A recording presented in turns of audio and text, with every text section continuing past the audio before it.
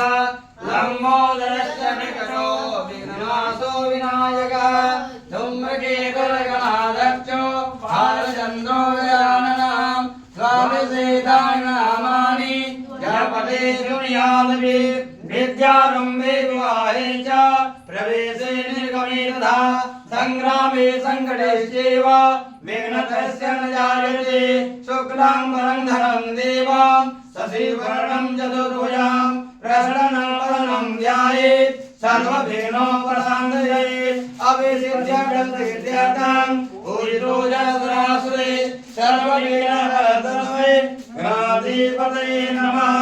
सर्वमङ्गलमाङ्गल्ये श्रीये सर्वार्थसाधिके शरण्ये त्र्यम्बके गौरी नारायणी नमस्ते।